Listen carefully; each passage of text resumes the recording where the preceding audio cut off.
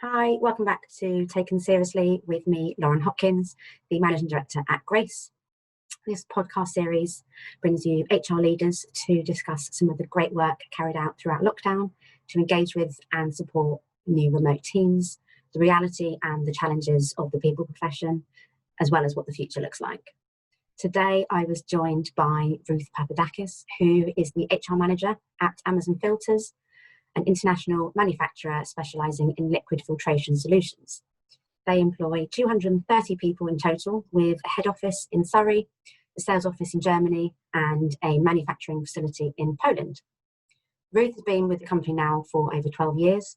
She started in a standalone role, and now, as a direct result of business growth, has the support of a wider team. Prior to this, she spent 12 years at RBS, where she started in customer services and progressed her way to business support manager. So Ruth, welcome. Thanks for joining me. You're welcome. Thanks for having me. No problem. Thank you for giving up some of your time today to share your experience with us. Not a problem.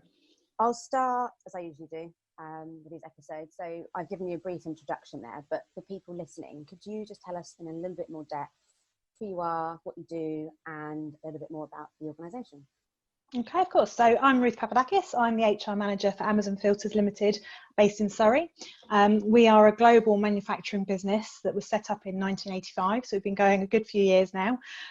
We specialise in liquid filtration solutions, so we cover an extensive range of industries from oil and gas, pharmaceutical, food and beverage, but you name it, liquids, we're in there somewhere. We have sites, so our main head office is in Camberley in Surrey, but we also have a sales office over in Germany and a manufacturing facility in Poland. There are approximately 230 members of staff currently over in our head office base, and our turnover is in excess of 30 million, the group turnover. We are a growing business, I think it's fair to say. I've personally been with the business for 12 years now and have seen a lot of change over that time. It's been a busy 12 years, but a good 12 years. So when I first started, I was the sole HR person within the business. And that's grown to now a team of, including me, a team of 6. So that shows how much the business has grown in itself anyway, the need to extend the HR department. We're a very busy team, very close-knit team, which is really good. And it's a fantastic company to work for. I'm really happy there. Excellent. And so just going back a little bit, tell us about your HR journey. So did you fall into it like so many people do, or was it something that you planned to go into? A bit of both, if I'm honest. So it started when I joined Royal Bank of Scotland as my first proper job, shall we say. And I was there for 10 years, a variety of roles while I was there. It was a fraud office, starting as a team leader in a fraud processing role. And then I was studying my business admin degree at the same time. So I did that. And during that period of time, I specialised in the HR modules. I really enjoyed them, so kind of went down that path anyway. The team leader role gave me some experience within HR, and then from there I went into a business support manager role, which was a little bit more HR based, and then chose to do my CIPD at the same time. Did that role for a couple of years, and then decided to branch out to go into an HR role properly. So took the opportunity, and that's when I moved and joined Amazon Filters. So, yeah, a bit of both. How was that then, having, I guess, sort of naturally progressed into the industry, going into a business and being the sole HR function for a business? If I'm honest, it was fantastic. I loved it. I think being in the bank was brilliant. It gave me a great grounding. It was, the structure that they had was fantastic. And then to go into a different industry and a different role, it gave me enough of a grounding to go and do that and have the confidence to go and do that. And I was very lucky that the MD took the chance on me, because I didn't have the experience in the industrial background at all. And I know that was one of his concerns at the time, and hopefully I'm still there 12 years on, so hopefully it's worked out for the right reasons. I definitely hope so. But yeah, no, I think it was the best move I could have made at that time, and it was definitely right for me. And I know it could be difficult moving from from the commercial background into the industrial background, but I've loved it, absolutely loved it. And we spoke initially about your love for being more of a generalist rather than sort of specialising in a certain area. But yeah, if you had to choose, is there an area perhaps that you are slightly more passionate about, or that you love being part of? Or probably, if I had to choose, it would probably be the employee relations side of things. Okay. I do enjoy dealing with the problems and problem solving and trying to reach a suitable resolution for everyone at the end of the day. Obviously, it's not always possible, but yeah, I think that's probably the part that gives me the most buzz, potentially. But I also do enjoy the strategy side of it, and actually trying to improve things in a business and moving the business forward. So the last few years have definitely given me that opportunity to get more involved in that as well, which has been great. Did you have I guess I always ask this, everyone's perception of the industry is somewhat different, and particularly as it was a few years ago that you'd sort of naturally progressed into it when you were at RBS. Did you have a perception of the industry? Not really at the time, no. I guess, like everyone, really going into a manufacturing industry, you kind of think it's going to be dirty and a bit grubby and all of that, but Amazon Filters isn't like that at all, and that's actually something we get complimented on quite a lot.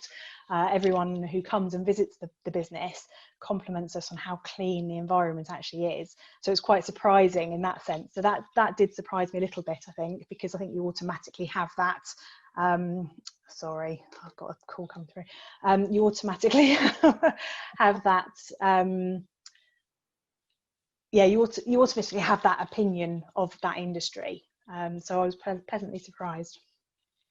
And that probably ties quite nicely onto sort of thoughts of the HR function, because people also have I think quite a lot of preconceptions about the function, particularly years back. It'd be interesting to get your thoughts on perhaps what your perception of HR was like at the time that you joined it, and then how that kind of compares with the reality of it now you've been in it for some years.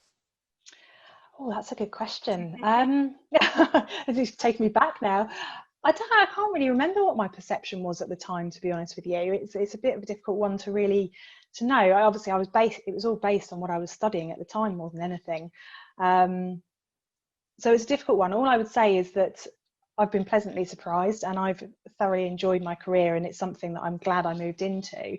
I think the reality is that there is still a perception that HR are there to deal with the problems and not to deal with the positive side of things. We're there to deal with the disciplinaries, the grievances, if there's a problem with some particular person or something like that, when that's not always the case. And I think over the last few months, hopefully that's shown that as well, because we've been there to try and help people and not deal with problems, but actually help people through difficult times, and try and be there to guide people and support them rather than just being there for the business all of the time. Yeah, absolutely. And touching back on the last 6 months or so, it's been an interesting time. I think we've all been thrown headfirst into a swimming pool, but it's more like an ocean with a bag of bricks on our back. How has the sort of lockdown period been for you, and perhaps both as a sort of on a personal note and also professionally? It's been interesting, I'll give you that. Obviously it's something that I've personally never faced before, and I know a lot of people I've worked with have never faced before. From a personal perspective, I've been working from home for the last however many months it's been, and that's been okay. I haven't minded it.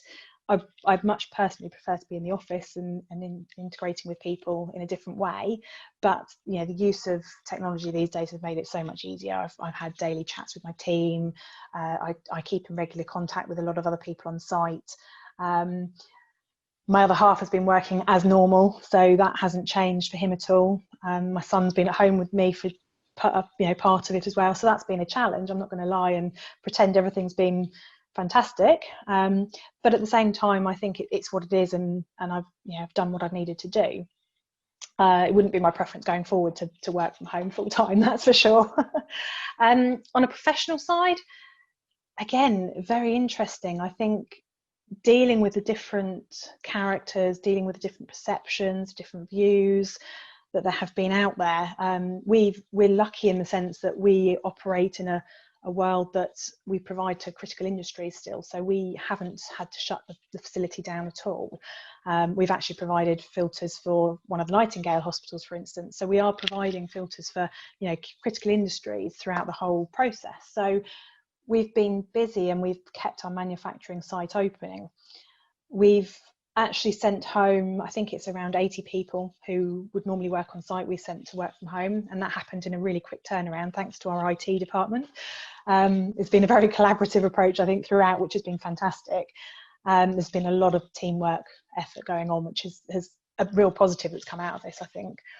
A lot of collaboration, and yeah, definitely. It's unfortunate, but it takes something sometimes negative to actually kind of pull people together. And I think that's a lot of things, isn't it? Yeah, definitely.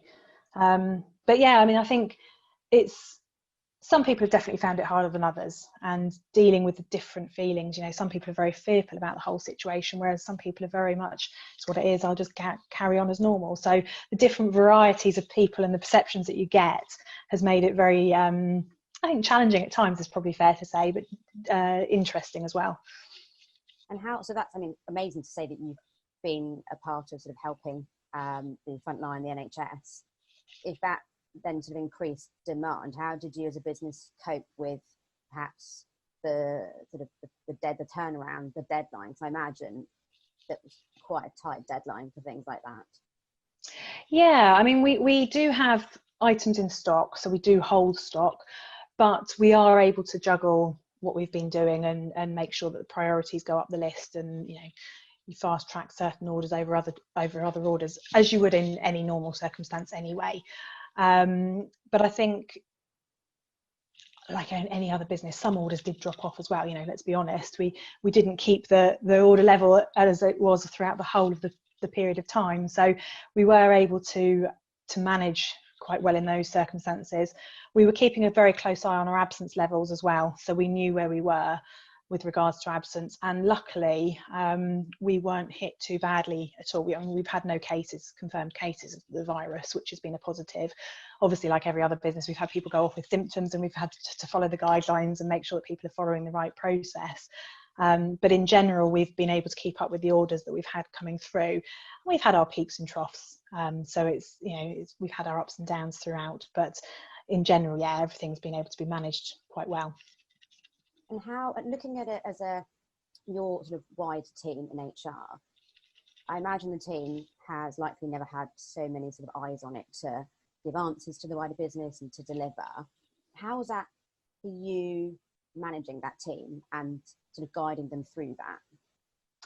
Yeah, I mean, you're right, we've definitely had eyes on us. We've received comments from some people on site that it felt like we'd abandoned ship, which was an interesting one, because obviously as a team we were following the guidelines. We sent the whole team home, working from home, and they've all been, you know, online, they've all been contactable, all our phones have been diverted, but for whatever reason people haven't wanted to contact us via that channel, and it's those who are working on site more than those obviously who are working from home.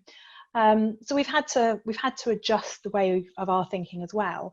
And for myself, I've never had to manage a remote team before. I've had one person in my team who is remote, but apart from that, I've always been on site with the team.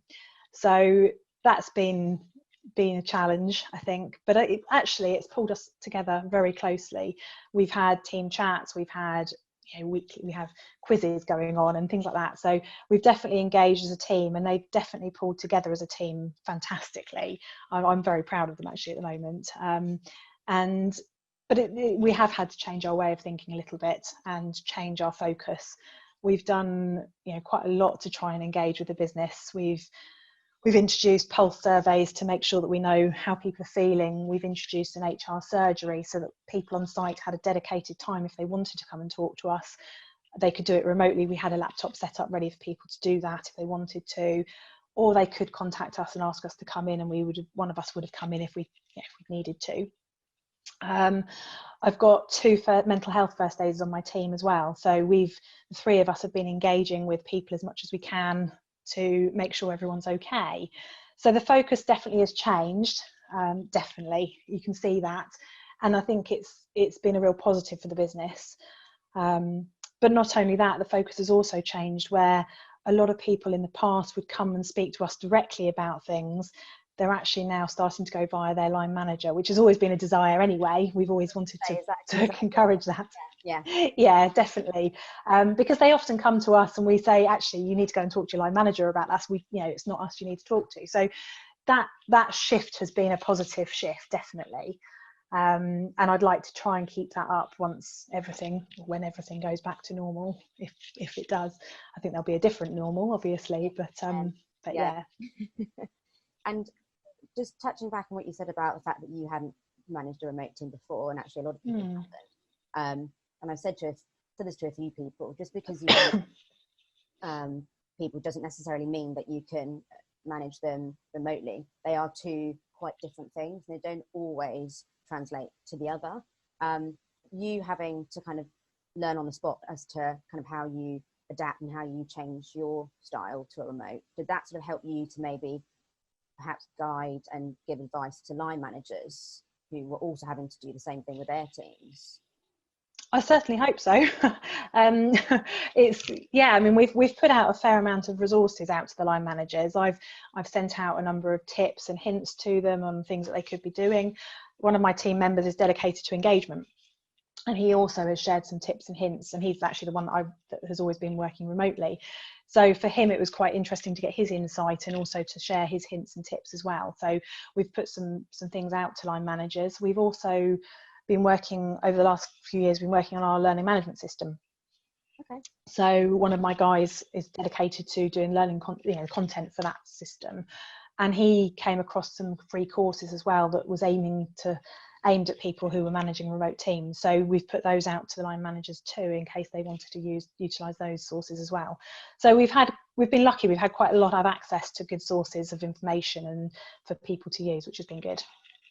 And the surveys that you were distributing, were you doing those at all prior to lockdown, or was that as a result of the lockdown period? So a bit of both. We have used surveys before, and we've used an engagement survey before, which we had planned to do this year, and again that was put on hold. So we decided to utilise a different source this time for doing mini pulse surveys. So some of the surveys that we launched were dedicated to the COVID situation. So it was very much around, we did one that was working on site. So how do those on site feel about the situation? We also did the same for those who are remote working. We've also introduced them in place of the engagement survey. We've introduced quarterly pulse surveys. So they're not COVID specific. They are engagement surveys, and we're going to be running those on a quarterly basis now. So yeah, a bit of both, and we'll continue going forward as and when we need to. The other one we've introduced is around the future of home working, to understand people's preferences. Obviously, this is changing the whole way forward for home working and what people want to do in flexible working. It's something we've never done before. We've got a number of people who are working on different patterns, but not specifically home working, and it's not something we've considered as a business. But this has turned our views around, and we are now considering our approach going forward. So what we wanted to do is make sure that we understood actually those who are currently working from home, what is their future preference, so that we can understand exactly where we are with the preferences and decide on the best approach that we want to take as a business going forward. So we're analysing that at the moment. Obviously, there's no plan to get anyone back just yet, especially with everything going the way it is. But in future, we'll be looking at that as if people request a homework, if COVID isn't around, how do we want to actually handle that going forward? So it's another one that came off the back of COVID, but it's something that is important to look at.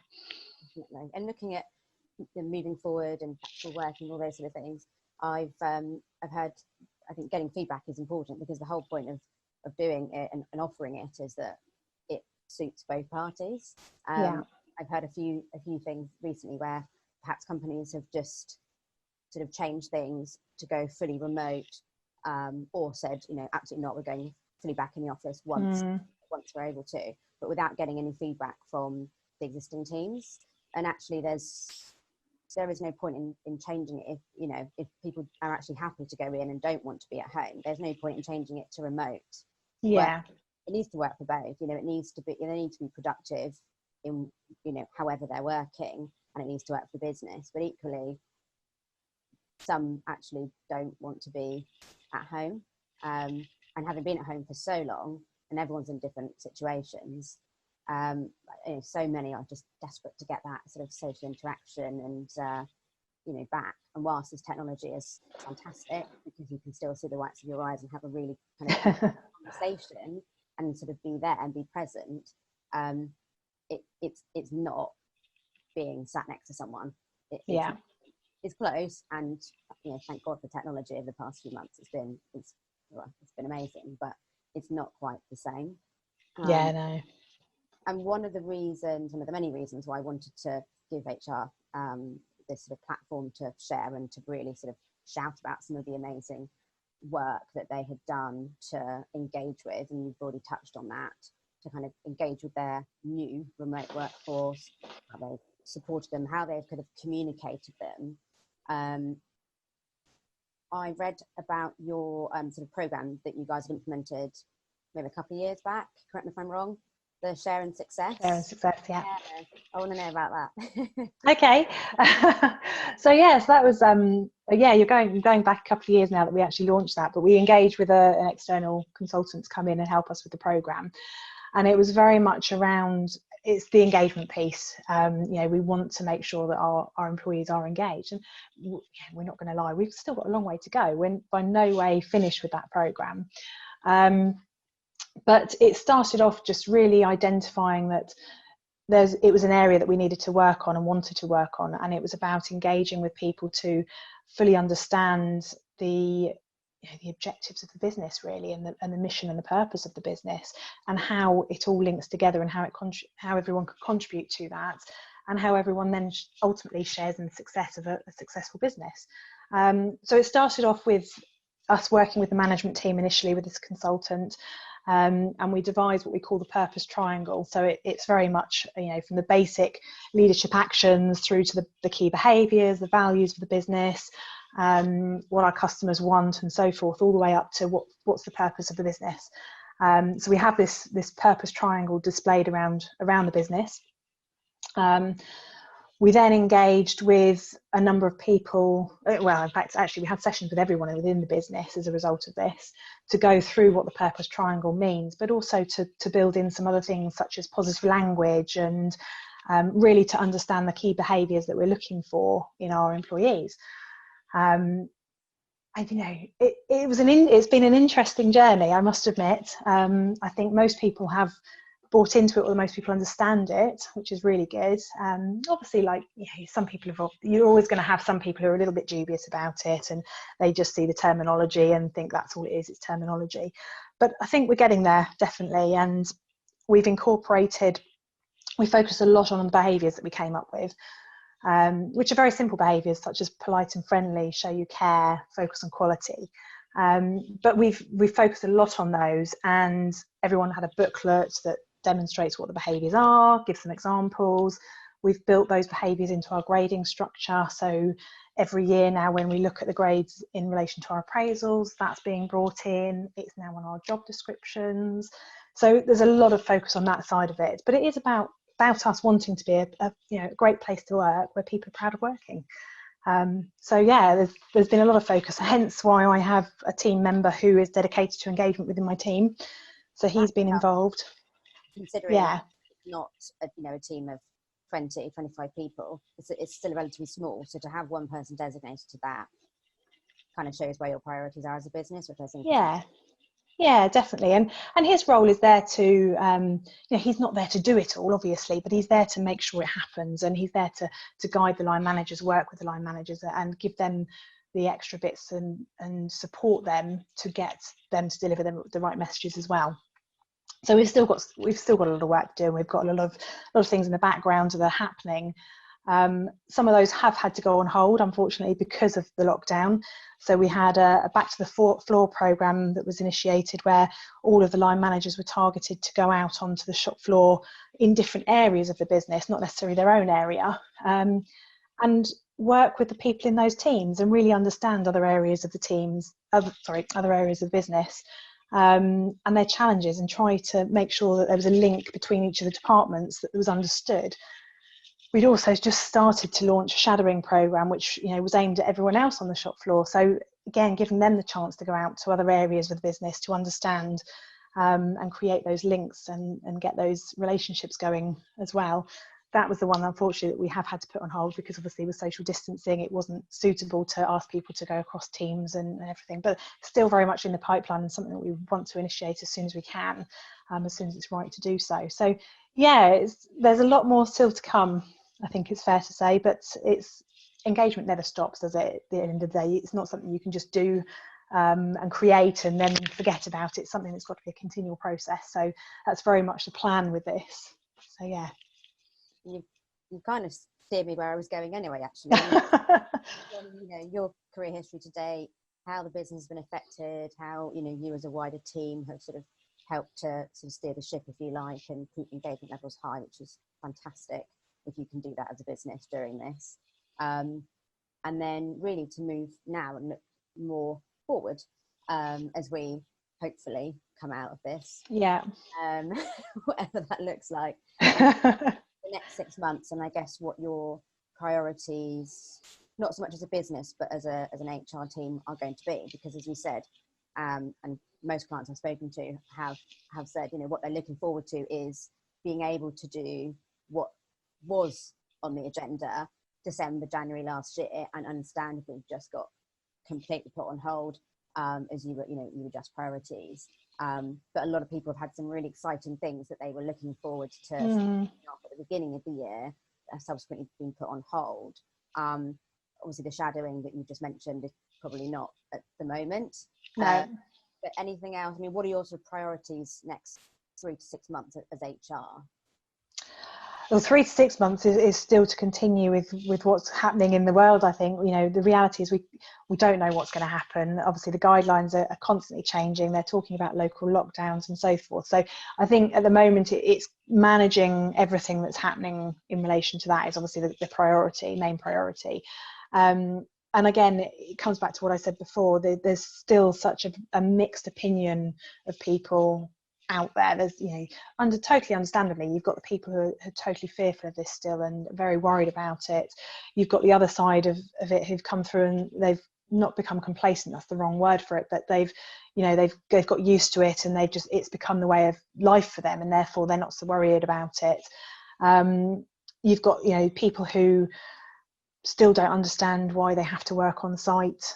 You've got a mixture of misunderstandings around certain elements of health and safety regulations on site and all of that. So there's definitely, that's the bit that we've got to manage, and I think communication is going to be key for all of that. We're communicating as much as we can.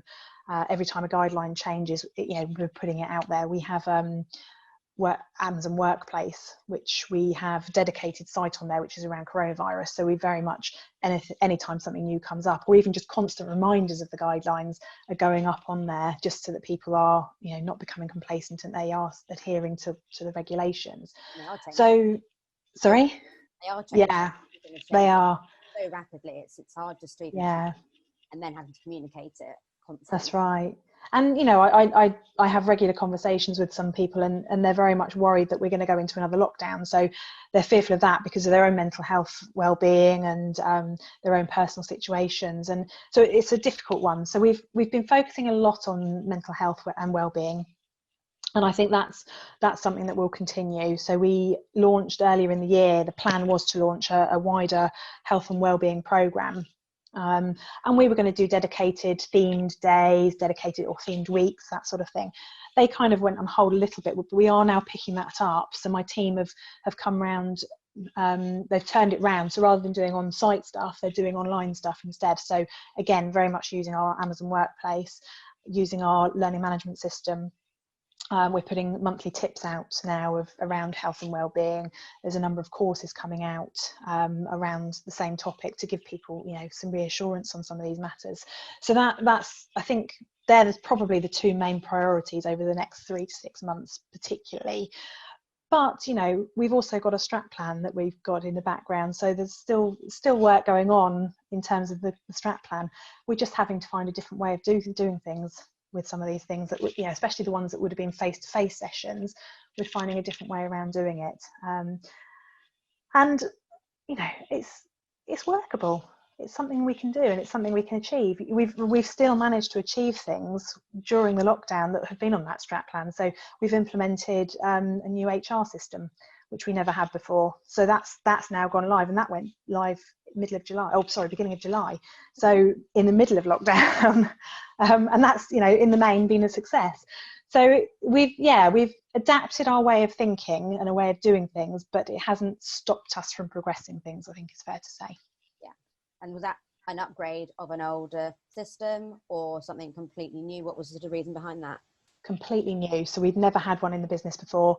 I'd always had in mind around when we hit around 250 employees that we should have one, but it was becoming more and more evident that we needed something in place. We had spreadsheets, we've still got spreadsheets, but spreadsheets galore of all this information.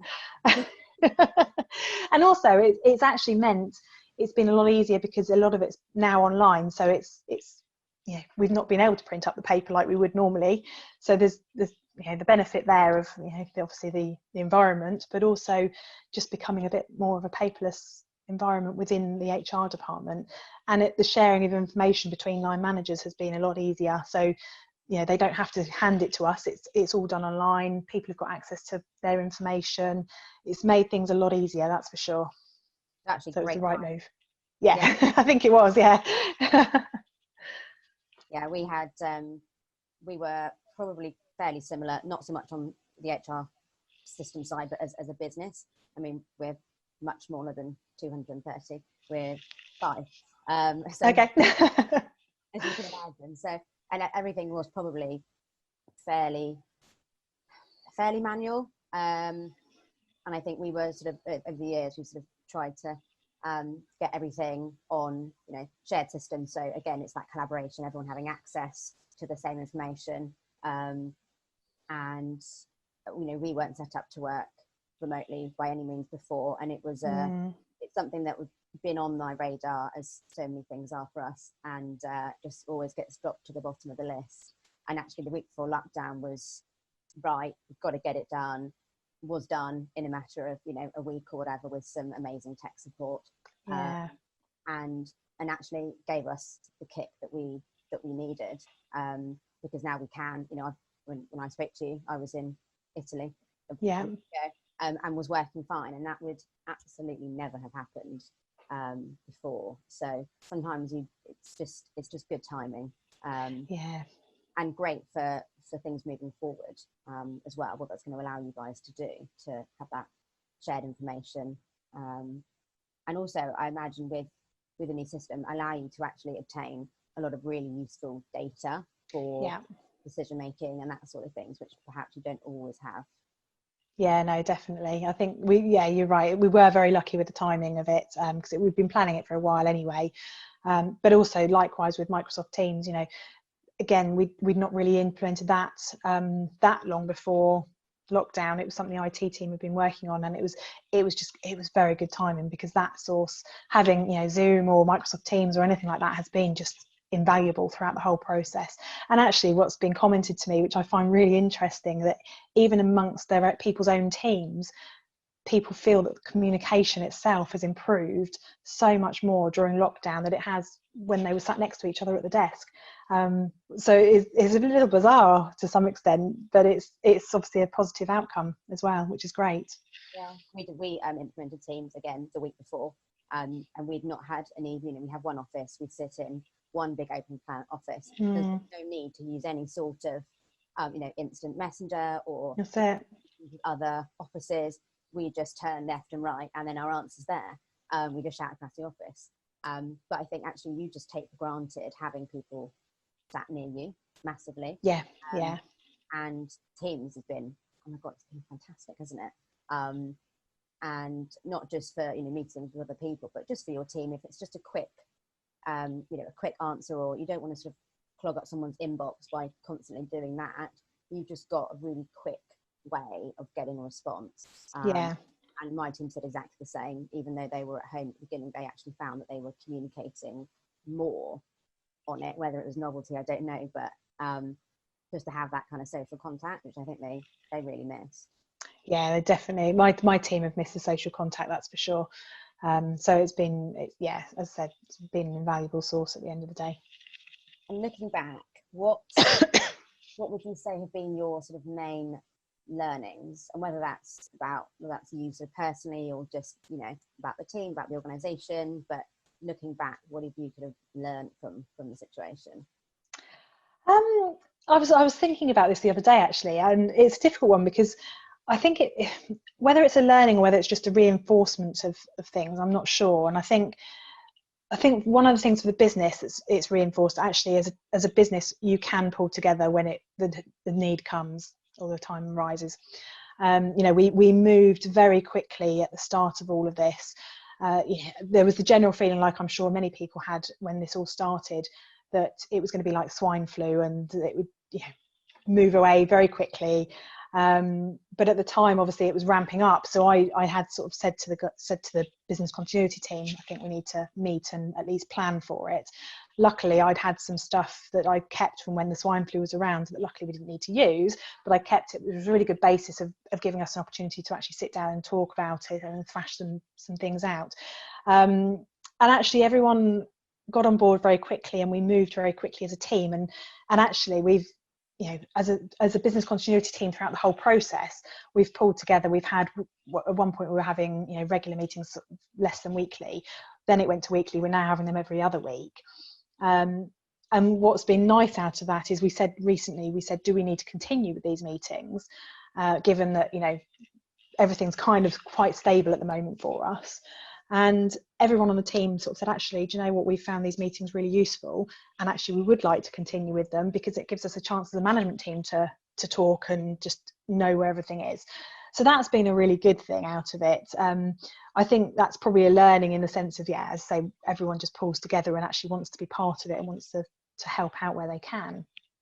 I think just dealing with situations as they arise is another thing. You know, you've got to jump on them and you've got to be aware of what's going on. But I think just also the biggest thing is not taking anyone's opinions for granted and not taking any views or making assumptions about anyone, I think is a key learning. It's very easy to make the assumption that everyone's going to feel the same as yourself or the same as a group of people. And that clearly hasn't been the case throughout all of this. And no two people have the same views. And I think that's a massive learning, is that you've got to be prepared for anything that comes your way. I think that's genuinely in HR anyway, to be honest with you, because you never know what you're going to face on a daily basis. But I think even more so when a situation like this arises, because the fear factor kicks in and everyone's reactions are so different. So you've got to be on your ball a little bit. Yeah, I think. And then I think, oh, sorry. That's okay. There was a time delay. I was going to say. No, I was just going to say, I think with the situation, it's just as you said, it's really made you highlight the differences in situations. For me, I've been updating with our candidates. I could have 5 or 10 calls, you know, in a couple of hours, and the individual situations are so far apart, and that's just 5 or 10, let alone, like you said, you know, a whole company of people. They are so far apart that it has to be everyone on an individual basis. Yeah. And actually, it's, you know, when I spoke to some of our candidates, we, you know, would like to say that we know them on a very much a personal level, but how much people disclose to you about their personal life is up to them. Exactly. But actually, this has made, I found in my experience, people really actually open up. You know, because our candidates essentially are an extension of us. They're part of the Grace family, so they are essentially, you know, employed by us. And I've learned so much about them, their situations, you know, why some of them are, you know, shielding for themselves or family members, their living arrangements, you know, all those sort of things that I had no idea about, which actually has been lovely. Yeah. We've had the same, you know, you probably fairly in, you know, grand scheme of things, smaller business, but have probably really got to know people even better than you had already from the conversations you've been having and what they've, you know, been, I guess, comfortable to sort of talk about and disclose to you in your team, which I think has actually been really nice. Yeah, my team and I were talking about that actually just the other day and saying the same thing, that they've learned, or we've all learned, so much more about each other throughout this whole process, which has definitely brought the team closer, and it's been lovely actually. And you know, it would be lovely if we were back in the office all together, but we're not. 2 of them are back, the rest of us are at home, but we're working, you know, we'll go on site ad hoc if we need to. So even on those days where you go in and there's just, you know, there's only 3 of you in, it's still nice to see people and have those different type of conversations and everything. And I think that's probably happening across the whole business, if I'm honest. And you're right, I think in general people have opened up a little bit more about their personal situations and been willing to share a little bit more. So we found out a lot more about people than we probably would have before, and vice versa. Yeah, exactly, which is only a good thing. Yeah. And on a final note, what's your, I guess, hope for the overall HR community as we come out of this? Yeah, so I think, I mean, I'm very lucky in the industry, or the business that I work in, that HR is seen as an important function and taken seriously, which is very nice to hear. I wouldn't be with the business still if probably that was the case. It wasn't the case. But I think in general, that will be the shift going forward. Again, like I said before, you know, HR, the perception is that we only deal with the troublemakers and we only deal with the problems as they arise. But I think this will hopefully turn it around to make the world realise that HR is more than that, and actually we can plan more, we can be more of a strategic partner in, you know, taking things forward for any business, whether that's being involved in the board, whether that's on the board. I don't think it matters as long as you're taken seriously and as long as your ideas and the function is taken seriously. So I think that's the biggest shift I think that will come from this. I hope it would come from this, definitely. I hope as well. Excellent. Well, I think that's a perfect place to end. Thank you very much for spending some time with me today. You're welcome. It's been great, and just so nice to hear of a company that really values the function, and it sounds like it does, and also a company that focuses so much on engagement and has managed to keep those levels as they've been throughout the last 6 months, which is great, and something we should be sort of shouting about internally and externally. I think that's great. So thank you very much. You're welcome. Thank you for having me. No worries, and thank you for listening.